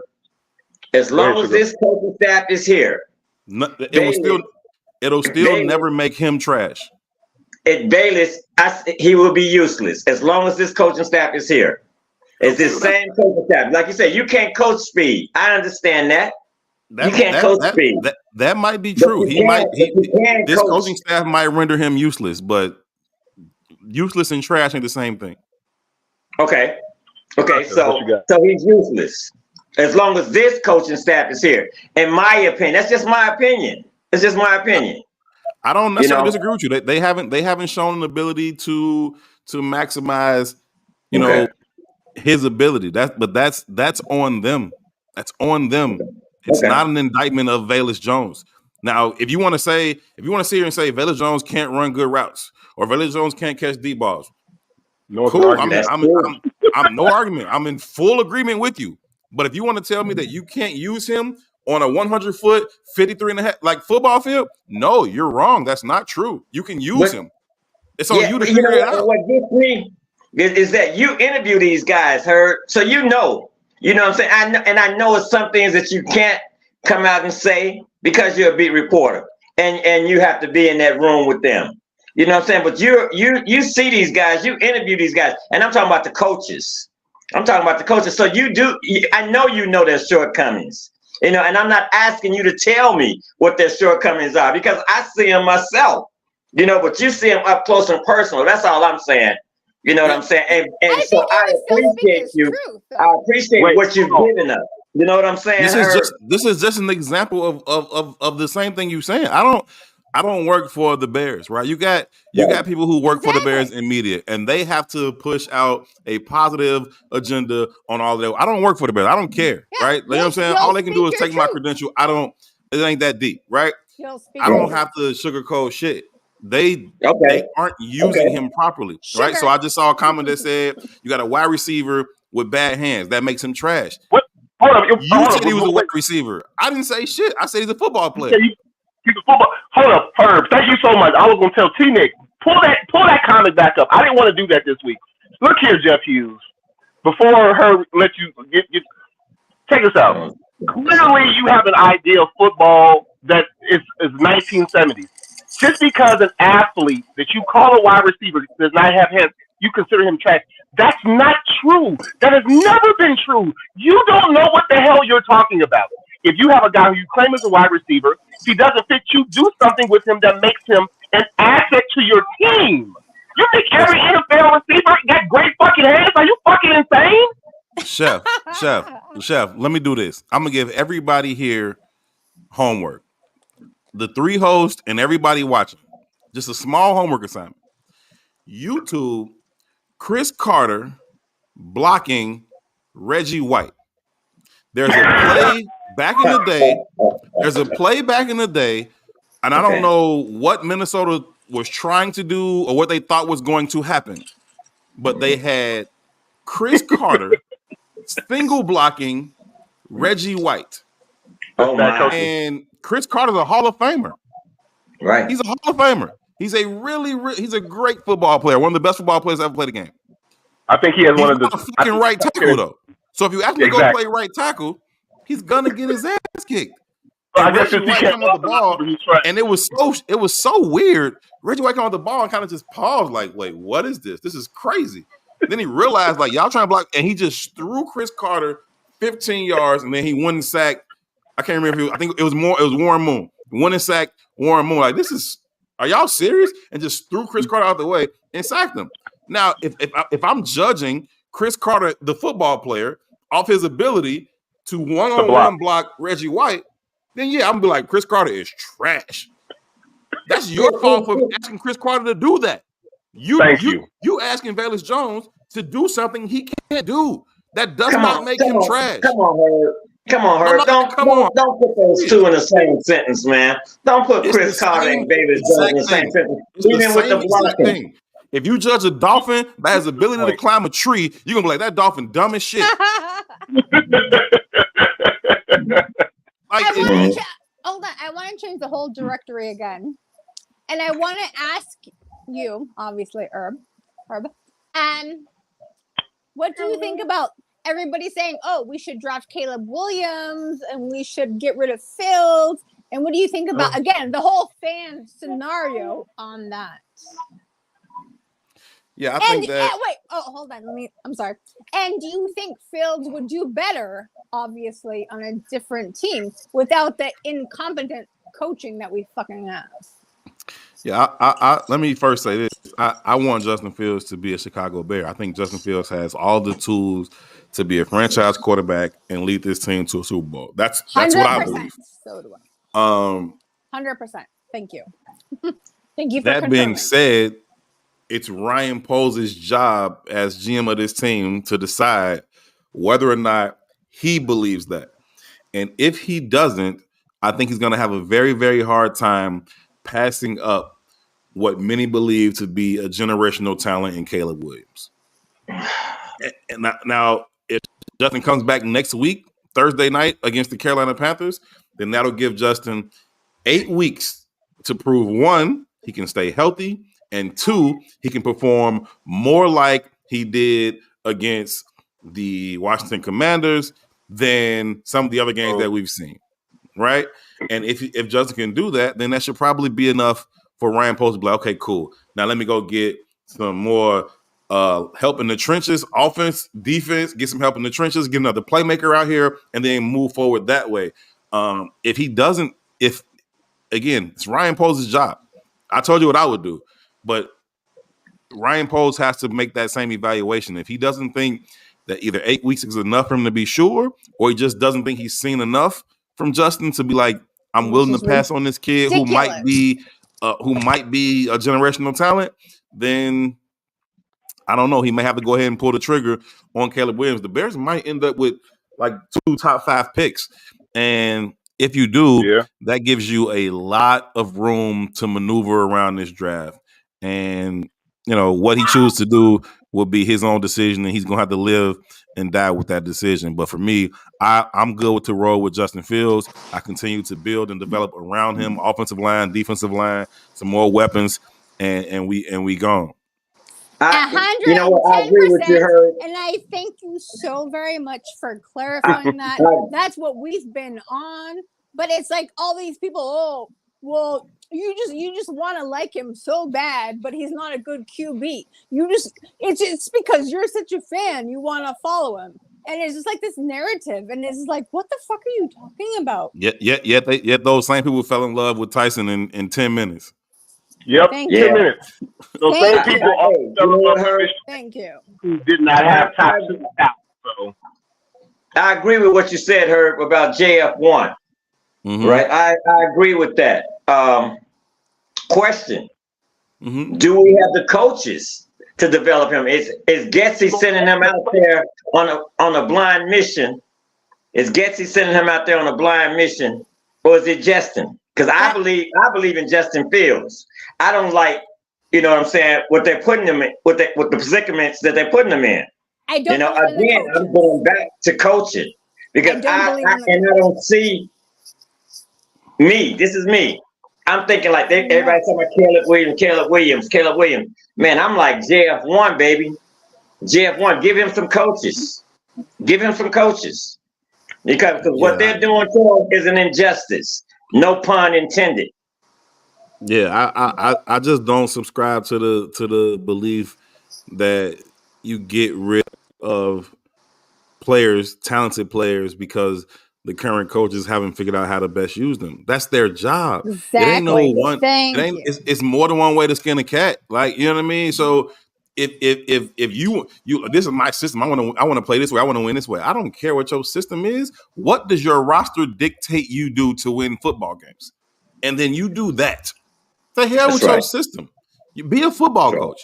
Like, and so if this week's game plan says throw it 40 times, then throw it 40 times. And if the very next week it says run it 40 times, then you run it 40 times. You do what you need to do to win football games. You can't tell me that with the talent like Justin Fields, you can't find a way to win football games. That's just pure foolishness. The kid has the arm talent. We've seen him make all the throws. Does he need to be more consistent? Absolutely. Does he need to improve his anticipation? Absolutely. Does he need to improve the time clock in his head? Absolutely. But we've seen him do these things. And so if we've seen him do it, then you know it's in there. And he also has I'm talking about 0.1% rare athleticism. If you can't find a way to utilize that, that's your fault. Like we talked about Lamar Jackson's throwing mechanics and his accuracy. The man won an MVP because they figured out how to use what he does. Right. If you can't figure out how to use all of the weapons that Justin has, man, knock it off. That's on you. That's on you. I agree. And 110 fucking %. I am so sick and tired of arguing with people that say, well, it's just because you're a fan. It's just because you're a fan. You're a fan, and you want him to be good, but he's not. It's like, what the fuck are you talking about? Do you not see what he can do? People see what they want to see. Now, if they choose to use him as they should, that's a whole other fucking issue that we have going on right now, and which is like so just drives me fucking crazy. It's like, because you're not fucking using him to his ability, and like, and I don't understand what these fans are seeing when they're like, well, you just want to be a fan because he's actually not doing good. And you ask them, and they'll go like, yeah, but it still doesn't make any sense. And it's just like sugar and vodka. I can answer. I can partially answer that. I've argued so many times. I've argued so many times, and it's just fucking ridiculous. You gotta stop arguing. This is what I've seen, and I'm a victim to it just as you. I shouldn't do this on my way to work, but I end up texting on Facebook to all respond to the same guys who say the same thing. People have an agenda of what they envision for themselves. I've said this for a long time. I am pro-player. I am anti-organization, and I'm anti-ownership in the sense that I'm players first. But fans have a tendency of viewing themselves as the ownership, when in their own lives they are not ownership. They are the workers. So which they have crazy. These expectations. Crazy. The majority of us. To see yourself as more relatable to these owners, billionaires than you do these players is crazy. Like, no, the billionaires, and don't pay them that much. They're doing it right now with Jalen Johnson. Oh, they do it all the time. Can't have $20 million. Why the fuck not? Like, there's two reasons why he can't have that money. One, well, we all know what the main reason is, but it's the idea that you've heard people say this. I would play this game for free. You would be a fool. When I was a kid, notice how when I said when I was a child, I loved basketball and football, and my uncles was talking, and I was just like, man, they was talking about the league, and I was like, man, I would play for free, and my uncles had to stop me from playing basketball. Be like, don't you ever in your life say that shit. Under no circumstance, although technically I played semi-pro football, so technically I did play it for free. but that was my only avenue for playing the game I loved. If you as a regular person in your whatever field you have, if you have an opportunity to earn the maximum amount of money based on not even your ability, but what someone was offering you, you would take it. So how dare you criticize a person who has the most finite amount of time to maximize their ability to make as much money as possible? If somebody came to me tomorrow and was like, hey, Diop, that's my name. Those who don't know, I've seen what you've done for this place, and you seem to be an outstanding cook. I would pay you $350,000 a year to cook these same meals for whoever, for me, personal chef. I would take it in a heartbeat because you can't turn that stuff down. The ability to use what you have, your ability, your wherewithal, your quickness, your speed, whatever ability you have, your mindset, until you don't have it anymore, you can't take that for granted. That's that one adage about fans being mad at wages. The second thing I would say is an analogy I wanted to say about mismanagement of coaching staffs. If I had an offensive line, if any of us had we were GMs and head coach, we had an offensive line, and they were all 350 pounds. From left tackle to right tackle, they were all 350. But we had the idea that we wanted to run outside zone. That would be stupid. No different if you had a bunch of offensive linemen who were 250 pounds. You wouldn't want to run I formation downhill football, smash mouth football. You have to use the skill set of the guys you have. If you have a bunch of undersized offensive linemen, what running scheme would fit better? I would say inside zone or outside zone, because you can't man up with bigger guys. No different than, why would you force a bunch of 350-pound linemen to run in space and to pick zones and run? That's not how that works. There's a reason why the Shanahan system, they don't draft a bunch of 360-pound linemen. They draft or they sign a bunch of somewhat undersized linemen who have great footwork to run a zone scheme. No different than old school Ohio State football back in the 70s. They had a bunch of 325-pound guys running I formation football. To understand the schematic of your team and to not use those guys the best way they can be used, because that was the problem with Nagy. He wanted to do things his way because of his envision. I've always wanted to call plays. That's the first damn thing he said in the damn press conference. I've always wanted to call my offense. Yes, you're the play caller, but it's not your offense. Your offense is dictated by the talent you have around you. You got a bunch of. I don't know. I just got back, so let me. I got 4 Randy Mosses on my team, a bunch of 4'3", 6'5" receivers, but I want to run a bunch of mesh concepts. Like, that doesn't make any sense. Or I got a bunch of Wes Walkers, but I want to run vertical posts and corners and vertical routes, double moves. None of that makes any sense. So, look, we are pushing the time. I want to once again give all the thanks to you, Brother Herb Howard. Thank you for coming on with us so much. Pleasure. Thanks for having me. Hey, thanks you, Herb. And anytime you want to come back, bro, you're welcome. Just come on back. We appreciate that. I appreciate that for sure. Thank y'all so very, very much for having me. You came on with us about literally like about the 15-minute mark, and you stayed on until the 1 hour 45 mark. So we have nothing but thanks and love for you, and we will definitely support you. Yes, sir. Like and subscribe to his channel. Check out those interviews, which are amazing. Also, for those who listen to the Bears media from the Bears website, if you listen, you can hear that brother's voice. You know when he's asking a question. You can hear him ask a question. Yes, indeed. Yes, sir. I know when you ask a question without you saying your name or they're acknowledging you by your name. So you ask out. You do your job exceptionally, and thank you once again for coming on with us. Crazy Ace, I'm sorry, Crazy Ace. You had a question. It was like an hour ago, and I don't remember what it was, but it was something I wanted to respond to. So I apologize for that. If you remember what it was, shoot me a DM in my Twitter, and I will answer you because you did have a question, and I thought it was a good one. We were in the middle of something. I forgot to get back to it. Let's see if I can. Nah, that wasn't it. No, we it got was a lot of comments. else. I don't know if we're gonna be able to go back to that. No, it's all good. Crazy. If you know where you can find. Just shoot me a message in my Twitter, and I'll answer. It was good. I just don't remember what it was. Thank you. Hey, that's what's up. That's what's up, That's what's up, bro. I like that. That one? You are. Hey. You know what? You are me. I like that, man. 100%. I like that. 100%, bro. You know what I'm saying? It's like Coach Chef said. Like when you ask the questions in them conferences, you can hear that voice, man. You can hear that voice. You know it's a brother. It's us, man. It's us all the time, man. So I'm just a dude from the South Side of Chicago who grew up loving the Bears, who grew up loving football. White Sox fan? No, I'm a Cubs fan. Oh my God!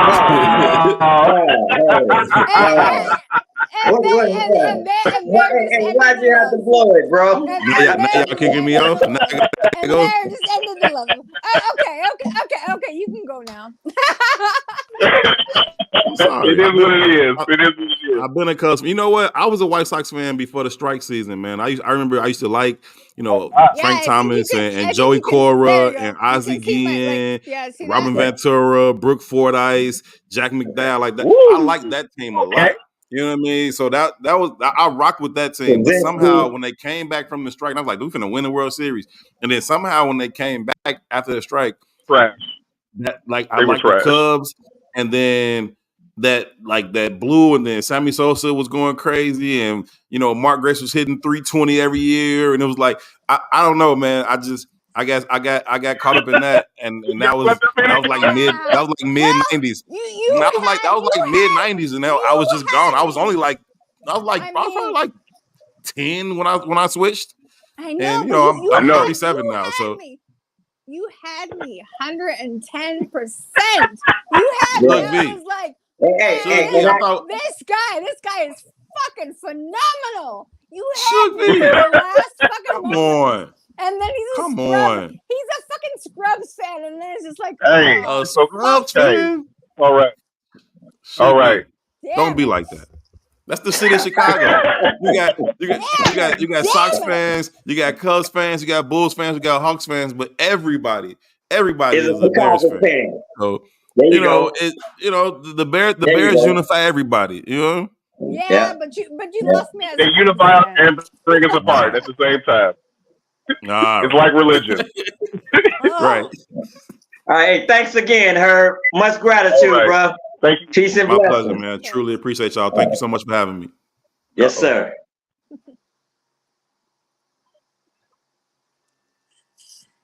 Oh no. Yeah, that was a heck of an interview. I like that, man. I like that.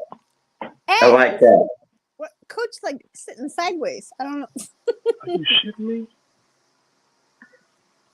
Oh, that is. What did you think, Sugar and Baca? What did you think of that? It was awesome to have him on. He's an awesome, great guy. Besides him being a Scrubs fan, that's where he left. He had me up until the last point. I was on his side 1,010%, like the biggest fan ever. And then he lost me at that, that last minute. You know what, Sugar and Baca? Me and you still together. We're still together, Sugar and Baca. Hey, Southside forever. Me and you still together. You know what I'm saying? Nothing changed that. Yeah.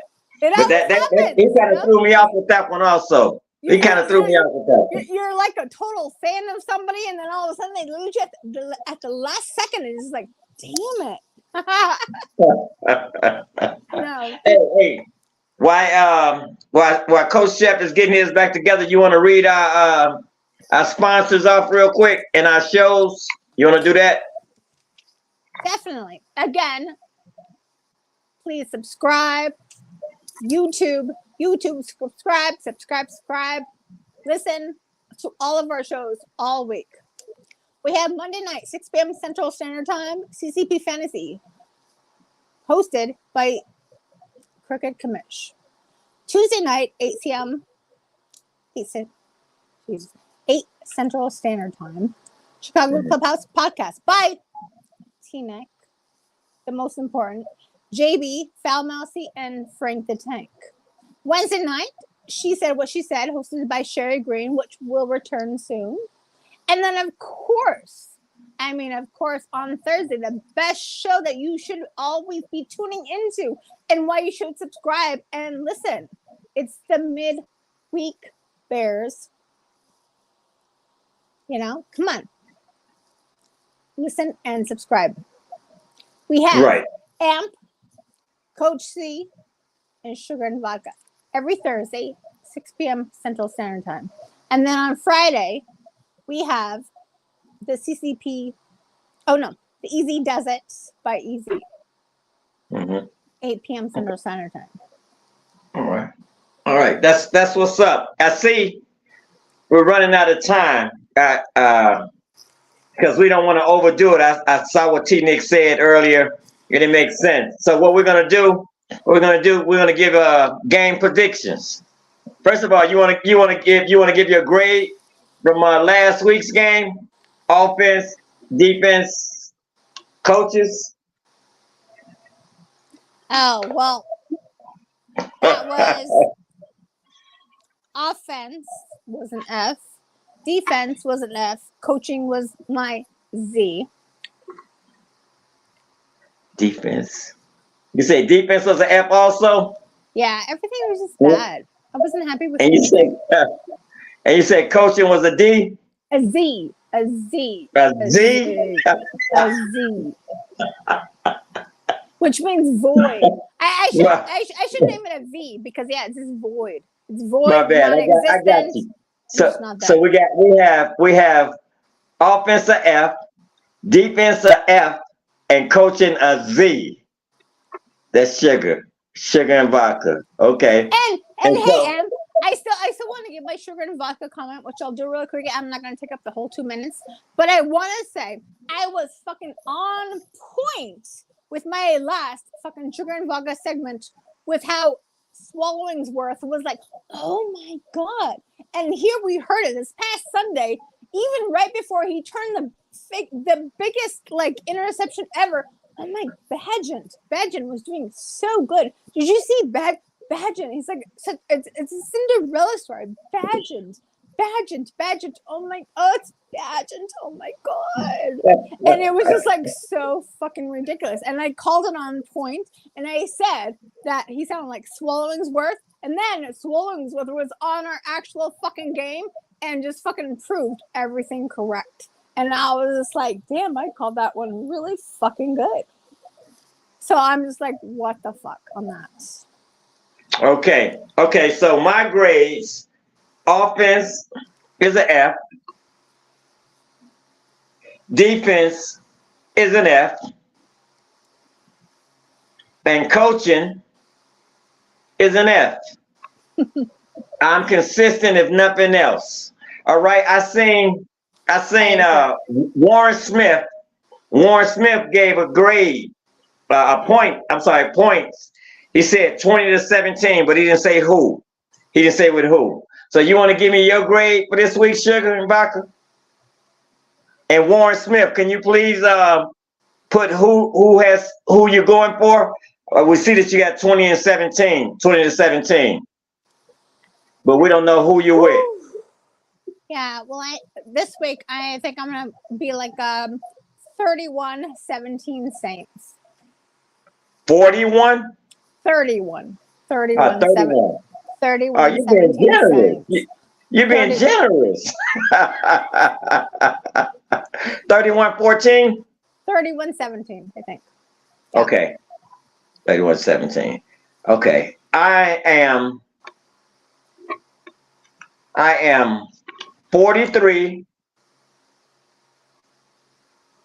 43, 14. Guess who I'm going with? Saints. There you go. 43, 14. Saints. You know. I'm hoping it's not that ugly. I'm looking on the brighter side, but I won't be surprised at all. I just don't think I don't think the kid Badgett has it. He is just like Herb said, he's serviceable. He's serviceable, but his arm is weak. His arm is weak. I don't think that check down thing is gonna work again. For the third week, I just don't think that's gonna be efficient. And I think they're gonna get the doors blown off of them. Yeah, I like the defense. I like the defense, but I think they're gonna get tired, man. And I think the Saints are just gonna blow the doors off of them, especially if Badgett makes those same kind of mistakes that he made last week against the Chargers.